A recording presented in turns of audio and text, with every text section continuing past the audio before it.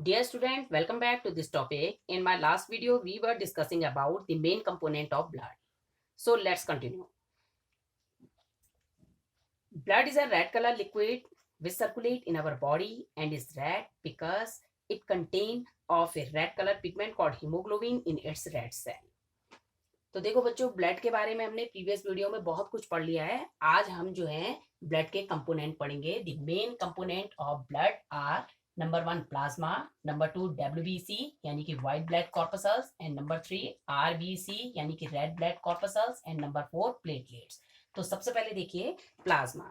Blood consists of a fluid medium called plasma. Plasma is pale yellow and contain about 90% water. RBC and platelets emerge in this liquid called plasma. देखो, blood में जो एक fluid medium होता है उसको कहा जाता है प्लाज्मा। प्लाज्मा का जो कलर होता है वो होता है पील येलो और उसमें 90% वाटर होता है। और रेड ब्लड सेल यानी कि आरबीसी और प्लेटलेट्स जो होती हैं इसमें इमर्ज हुई भी रहती हैं। सेकंड देखिए WBC, व्हाइट ब्लड कॉर्पसल, जिसको व्हाइट ब्लड सेल भी कहते हैं। तो white blood cell fight infection and protect us from disease. WBC manufactured antibodies which are responsible for providing immunity in our body. WBC का काम क्या होता है कि हमें डिसीज से क्या करता है, ये प्रोटेक्ट करता है, और इसकी जो रिस्पॉन्सिबिलिटी होती है वो हमारी बॉडी में जो होती है इम्यूनिटी सिस्टम को क्या करता है, ये प्रोवाइड करता है। थर्ड RBC यानी कि रेड ब्लड कॉर्पसल्स, जिसको रेड ब्लड सेल भी कहते हैं। RBC carry oxygen from the lungs to all cell of the body. RBC क्या करती है, लंग्स से ऑक्सीजन को जो होती है बॉडी के पूरे सेल तक जो होती है ये कैरी करती है। और लास्ट है आपका प्लेटलेट्स। प्लेटलेट्स का फंक्शन है, platelets helps in the clotting of blood in a cut और बाउंड। यानी कि बॉडी में जब कट फट हो जाती है तो प्लेटलेट्स क्या करता है कि ब्लड की क्लॉटिंग करता है, यानी कि ब्लड को बहने से रोक देता है, उसका थक्का बना देता है, जिससे ब्लीडिंग नहीं हो पाती है। तो ये ब्लड के आपने 4 कंपोनेंट पढ़े। प्लाज्मा, जिसमें आरबीसी और प्लेटलेट्स आपके जो होते हैं ये मर्ज हुए रहते हैं। WBC जो हमें डिसीज से प्रोटेक्ट करता है। RBC जो ऑक्सीजन को कैरी करता है लंग से। और प्लेटलेट्स क्या करता है, ब्लड की क्लॉटिंग बनाता है। तो अब आप देखिए बच्चों, आप क्या पढ़ रहे हैं, ब्लड का सर्कुलेशन पढ़ रहे हैं। तो ह्यूमन बीइंग में जो होता है डबल सर्कुलेशन होता है। और तो मेरा फर्स्ट क्वेश्चन अराइज हो रहा है कि our first question is arise that why is it necessary, because in human beings double circulation has two pathway. Number 1 pulmonary circulation and number 2 systematic circulation. तो पहले में देखिए, फर्स्ट में आप देखिए, the first pathway of the blood goes to the lungs and back to the heart is called pulmonary circulation. पहले pathway में देखिए कि ब्लड जो होता है आपका, pathway of the blood goes to the lungs. Blood जो है पहले लंग्स में जाता है और वापस फिर कहाँ आता है, हार्ट में आता है, जिसको पल्मोनरी सर्कुलेशन कहते हैं। अब इसमें देखिए, क्योंकि आप जानते हैं कि जो कार्बन डाइऑक्साइड रिच ब्लड होता है, the carbon dioxide rich blood has to raise the lungs for the carbon dioxide to be removed and the oxygen rich blood from the lungs has to be brought back to the heart। क्योंकि जो carbon dioxide rich blood होता है उनमें से carbon dioxide को remove करने के लिए उसे कहाँ जाना होता है, लंग्स में जाना होता है। और लंग्स से वापस जो ऑक्सीजनेटेड ब्लड होता है उसको वापस कहाँ आना पड़ता है, हार्ट में। और जब हार्ट में ऑक्सीजनेटेड ब्लड आ गया तो यह फिर ऑक्सीजन रिच ब्लड को जो होता है शरीर के सारे रेस्ट हिस्सों तक, यानी कि बॉडी के सारे रेस्ट हिस्सों में क्या कर दिया जाता है, ये पंप कर दिया जाता है। तो ये तो आपका पल्मोनरी सर्कुलेशन में है।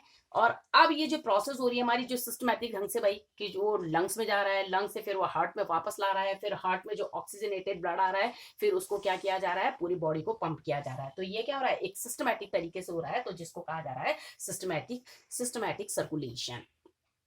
तो so the pathway of blood from the heart to the rest of the body and back to the heart is called systematic circulation। अब ये जो पल्मोनरी और सिस्टमैटिक सर्कुलेशन है, ये दोनों मिलकर these two type of circulation taken together make double circulation। ये दोनों मिलकर जो हैं क्या बना रहे हैं, हमारी बॉडी में डबल सर्कुलेशन बना रहे हैं। और ये ब्लड की जो सर्कुलेशन की प्रोसेस है लगातार चलती रहती है, for the continuous circulation of blood and the prevent it from the contamination, so the blood circulation is necessary.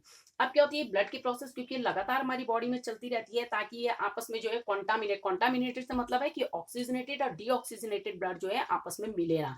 क्यों, क्योंकि डीऑक्सीजनेटेड और ऑक्सीजनेटेड ब्लड जो है हम थोड़ी देर के लिए भी जो होते हैं टॉलरेट नहीं कर पाते हैं। इसलिए इससे प्रिवेंट होने के लिए हमारा हार्ट जो है 4 चैम्बर में डिवाइड हो रखा है, जिसमें लेफ्ट साइड हमारा ऑक्सीजनेटेड ब्लड रहता है और राइट साइड हमारा जो होता है डीऑक्सीजनेटेड ब्लड रहता है। लेकिन कुछ जो एनिमल्स होते हैं उनका हार्ट 3 चैम्बर में डिवाइड हुआ रहता है, जैसे some animals like amphibian and many other reptiles have 3 chambered heart because they tolerate some mixing of the oxygenated and deoxygenated blood stream. जैसे आपके एम्फीबियन और रेप्टाइल्स हैं, इनका हार्ट जो होता है 3 चैम्बर में डिवाइड हुआ रहता है, क्योंकि इनका कुछ टाइम के लिए अगर ऑक्सीजनेटेड और डीऑक्सीजनेटेड ब्लड अगर आपस में मिल भी जाता है तो ये कुछ टाइम के लिए जो होते हैं टॉलरेट कर पाते हैं। लेकिन ह्यूमन बींग्स में ऐसा नहीं है। हम जो है ऑक्सीजनेटेड और डीऑक्सीजनेटेड ब्लड अगर हमारा जो है मिक्स हो जाए तो हम इसको बिल्कुल भी टॉलरेट नहीं कर पाएंगे। इसलिए हमारा हार्ट जो होता है इस ऑक्सीजनेटेड और डीऑक्सीजनेटेड ब्लड आपस में ना मिले, इससे बचने के लिए हमारा हार्ट जो होता है वो 4 चैम्बर में डिवाइड हुआ रहता है।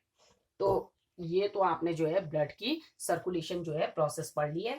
अब now come to the next topic, BP यानी कि ब्लड प्रेशर। अब आपका देखिए ब्लड प्रेशर क्या होता है, the force that blood exert against the wall of the vessels is called blood pressure. यानी कि जब ब्लड वेसल्स की वॉल के अगेंस्ट ब्लड जो होता है एक्सर्ट करता है, प्रेशर मारता है, फोर्स मारता है, that is known as a blood pressure. और ये जो प्रेशर होता है ये आर्टरीज की वेन के कंपैरिजन में जो होता है आर्टरीज में ज्यादा होता है, क्योंकि आप जानते हैं कि arteries are the vessels which carry blood away from the heart to the various organ of the body. क्योंकि आर्टरीज क्या करती है, जो ब्लड होती है उस ब्लड को हार्ट से जो होती है बॉडी के डिफरेंट ऑर्गन तक ले जाने का काम करती है। और वेन्स का काम क्या होता है, vein are collected the blood from the different organ and bring it back to the heart.